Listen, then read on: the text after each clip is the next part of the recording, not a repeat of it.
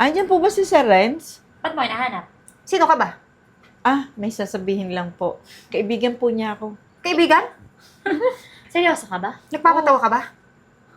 Uy, tanda. Hindi po. Okay ka lang? Baka kailangan mo ng tubig, ha? Para mahimasmasan ka. Ano kaibigan? Hoy, mayaman si Sir Renz. Walang kaibigan kagaya mo. Tingnan mo nga, itsura mo. Hoy, baka nagkakamali ka ng pinuntahan. Baka ibang Renz yung hinahanap mo. Baka yung taga-amin. Sir Renz Layog po. Hoy, si Sir Renz Layog. Alam mo ba, yung pinasukan mo, restaurant, hindi karinderya. Ibig sabihin, mayaman si Sir Renz. Ikaw, mahirap ka. At saka yung mga pumapasok dito, mga mayayaman. Magaganda ang damit, mababango, may pera. Ikaw? Wala nun. Alam mo, nangangamoy na eh. Naligo ka ba? Hindi. Naligo po. Baho! Alam mo, umalis-alis ka dito kasi hindi ka nararapat dito. Ano bang ginagawa mo rito? Pinagsikan mo yung sarili mo, ha? Uy, Arian, tama na! O, bakit ba? Anong problema mo? Kung kabago-bago mo, ha? Tenured kami dito, ayus-ayusin buhay mo. Yun na nga yung masaklap. Kayo dapat yung mas karespeto-respeto dito eh. Kasi yung ginagawa niyo sa matanda, hindi na tama eh. Ano ngayon? Wala kaming pakialam. Ayun nga yung sabi niya, kami yung pinaka-senior dito. Ibig sabihin, kami ang mas may karapatan. Kami ang masusunod. Naintindihan mo, taba? Ha? Ay, Eh, ikaw tanda, ano? baka naman po nandiyan na si Sir Renz para lang makausap ko. Teka lang. Ano? May narinig ako eh. May bago daw aplikante. Baka siya yun. Tama. Yung Dishwasher. Oo. Tama. Tama. Ano pa naman yan si Sir Renz? Mag-hire na nga lang dishwasher, matanda pa. Anong gagawin mo? Kilos pagong ka na. Hayaan mo na. At least, di ba, may maghugas na doon. Na doon, nakatambak lahat ng hugasan. Dali. Dito ka. Dali. Kami magtitrain sa'yo. Gusto mo, di ba? Huwag mabagal! Bilis! Ito.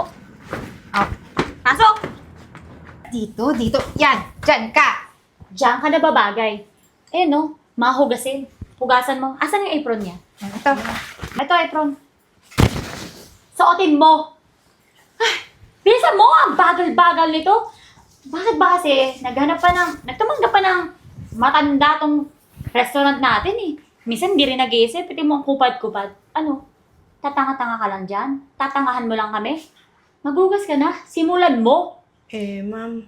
Opo, hugasan ko. Pero pakiusap ko lang. Huwag niyo naman ako masyadong pagsalitaan ng hindi maganda. Bakit Bukod naman sa- hindi? Tanda. Yun na nga po eh. Ang tanda ko naman na para bastusin niyo. Kasi yung pinagmamalaki niya kanina, kaibigan daw siya ni Sir Renz. Paano magkakaroon ng kaibigan si Sir Renz? Nakatulad mo. Mahirap ka nga, oh. Ano mo itsura mo? Mula ulo hanggang paa. Hindi ka maging kaibigan ni Sir Renz ka. Pwede ba? Huwag kang managinip. Hugasan mo na yun. Babasagin ko sa mukha mo lahat ng plato na yan. Opo. Bilis! Tsaka ikaw ha, dapat pagbalik namin dito, malinis na. Kasi baka biglang pumunta si Sir Renz dito tapos kami pagalitan. Kasi hindi mo pa yan natapos lahat. Tsaka doon sa labas. Lahat ng mga pinggan doon, ng mga kinainan ng mga customer, kunin mo ha. Ikaw na magdala dito. Huwag mo kami uutusan kasi matagal na kami dito. Tenured na kami. Alam mo yon, pioneer. So, hindi mo kami dapat inuutusan. Kaya lahat ng gagawin namin, ikaw na ang gumawa. Training na rin to sa'yo, di ba, Arian? Gets mo naman, di ba? Oh, Ano? sa mga tumitig nito, oh. Alam mo dapat yan, tinuturoan ng leksyon. Hindi ba nakakatikim to ng hagupit ni Eden at ni Aryan eh. Gusto mo sabay na tayo? Hagupitin na natin! Tara! Teka naman, ma'am! Ma'am, Huwag teka ka titingin ang mata mo! Ayan, Dukotin ko yung mata mo!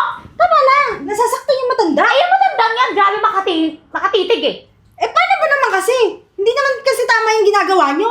Anong tama?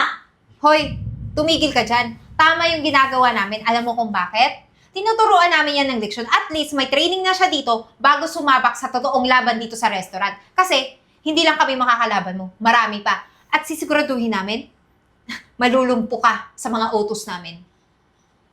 Ano, kinakampihan mo? Magsama kayong dalawa. Oh, Parehas ang paslupa. Tara na nga. mga maliliit utak, hugasan nyo yun. Sasama ng ugali niyo!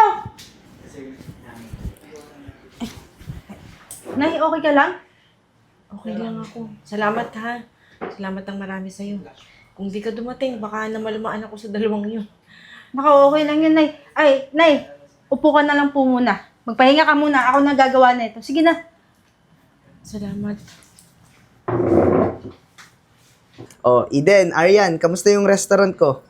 Okay na okay, sir. At tayo pumapasok ng customer. At malaki yung sales natin ngayon, sir. Nakakatuwa naman. Alam mo, pag kayong dalawa talaga yung tandem, sobrang ayos nung pamamalakad. Tama ba? Tama! Kesa dun sa isang mataba, kasi upo lang ng upo, walang ginawa, kundi magpalaki ng tiyan. Si Yvette? Opo, ang bagong yon. Sir, batanong lang. Nag-hire ka ng dishwasher bago, di ba? Ah, Bakit naman matanda yung kinuha mo? Diyos ko, mama, bagal-bagal. Kanina nga mo, di ka naman makabasag pa ng baso. saglit lang saglit lang. Kasi di ba bago ako umalis kanina, sinabihan ko kayong dalawa, may darating na investor. Magiging business partner ko siya. Dumating na ba siya? Si Miss Gina Malimban. Wala. Wala naman Eh, dumating. Wala namang mayaman dito na dumating ng bongga manamit eh. Sinabi niya may dishwasher? Wala naman akong hinari na dishwasher. Narinig kayo na din ng isang araw. Oo. Akala namin dishwasher. Ayun. Ayan na pala eh. Pero okay lang yun. Tinrain naman namin yan na maayos. Ayan Ayan na. na pala. Yung dishwasher mo matanda. Oh, tapos na ba doon sa kusina? Dishwasher? Bakit? Siya yung sinasabi yung dishwasher? Sino pa nga ba?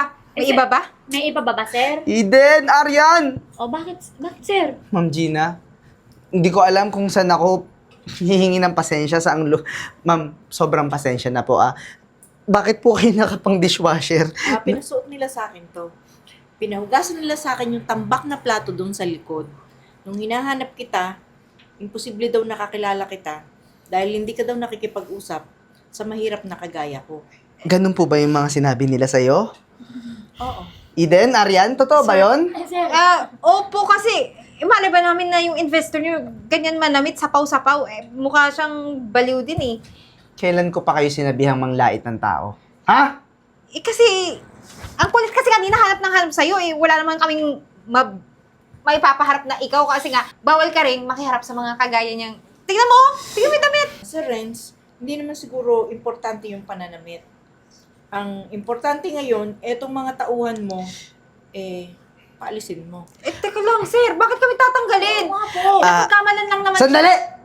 Hindi Sandali! naman namin alam, sir. Kung alam ba namin, hindi sana. Di ba? Si Ginalang Miss- namin yan. Dilagyan namin ng red carpet. Manahimik ka na, Aryan, dahil mo sinasabi Ikaw, kayong dalawa, parehas kayo ng ugali Alam mo, akala ko okay yung pamamalakad pag nandito kayo. Pero mukhang totoo yung mga sinasabi ng iba kong empleyado. Na masama talaga yung ugali nyo, no? Huwag kayong maniwala dun, sir. Si Miss Gina Malimban, isa siyang may-ari ng sobrang sikat na kumpanya. Kung saan, pinapalaki niya yung mga maliliit na restaurant.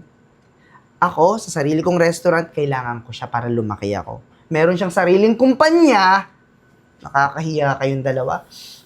Miss Gina, sana po matuloy pa rin yung pagiging partners natin. Kasi ngayong araw, wala na kayong trabaho dalawa. Umalis kayo. Lumayas kayo. Sir, parang awa nyo na, sir. Umalis kayo. Mawa naman kayo, sir. Layas!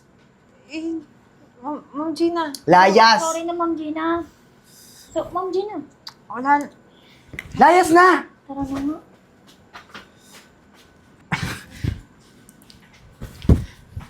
Ma'am Gina, please, sobrang kailangan kita dito sa restaurant ko para mas lalo pa akong mag-expand, lumaki. Tignan mo, simple na nga lang yung restaurant ko, kaya kailangan ko talaga ng tulong nyo. Sana, please, sana ituloy nyo pa rin yung partnership natin.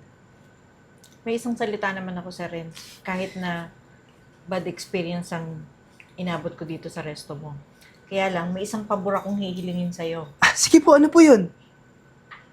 Yung isang empleyado mo, si Miss Yvette, pwedeng pakitawag mo? Ayun siya. Yvette! Sir Renz. Si Renz, etong si Yvette, gusto kong i-absorb siya sa company ko. Ay, talaga po? Napakagaling ng batang to. Ako i-absorb. Oo, Yvette, alam mo ba si Miss Gina may malaking kumpanya yan? At saka, pag napunta ka doon, naku, sobrang sikat ka na. Sir, totoo po ba yan? Oo! Totoo po ba, Ma'am Gina? I-absorb niyo si Yvette? O paano si Renz? Deal? Deal! Thank you po, ma'am. Congrats, Yvette! Sir, thank you. Ay, Ma'am Gina, maraming salamat po Thank you din sa pagtatanggol mo sa akin doon sa dalawang bruha. Wala ka naman po yun. O, sige po, ayusin ko na po yung kontrata. Okay. Okay. Ma'am Gina, maraming salamat po talaga sa pagtitiwala niyo Sa sobrang laki ba naman itong kumpanya mo, hindi ko naman po alam kung talagang deserve ko po ba to. Deserve mo to. Alam mo, Ibet, kung maaalala mo, nung unang nagkita tayo, hindi mo naman ako kilala, pero talagang marunong kang makipagkapwa-tao. Yun ang unang napansin ko sa'yo. Yung pangalawa na, yung malasakit mo sa akin bilang matanda. Isa na rin yun. At saka, magaling ka din namang empleyado. Totoo yun. Maraming salamat po. Ma'am Gina, nagpunta po kami dito para po humingi sana ng trabaho. Opo. Kasi po si Sir Renz, ayaw po kami bigyan ng trabaho Binan niya po kami sa lahat. Wala na kasing bakante eh. At kung may bakante man, parang wala kayong lugar dito sa opisina namin. Ma'am, sorry na po. Hindi naman namin alam na big time investor ka pala. Ayun. Ayun ang mahirap.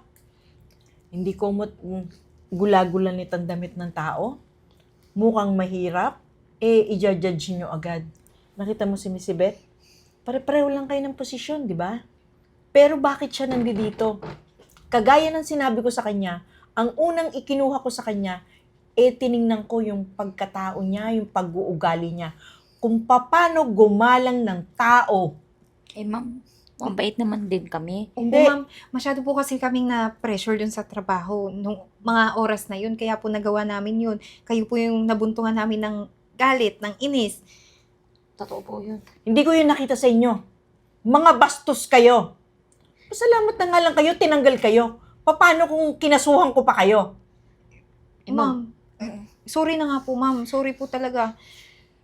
Sorry na po talaga. Sorry? Mihingi naman po kami ng dispensa Okay. Gusto mo ba lumuhod pa po kami sa inyo para mapatawad nyo kami? Para bigyan nyo kami ng chance. Kailangan naman ng trabaho, madam. Kung ang sorry sinasabi mo, kaya kong tanggapin. Okay lang. Pero yung mga pinagagawa nyo sa akin, masaktan nyo pa ako, hindi ko yung kayang patawarin. Kaya pwede na kayong umalis. Second chance, isa pa. Pwede na kayong umalis. Narinig nyo? Tara na. Sige po.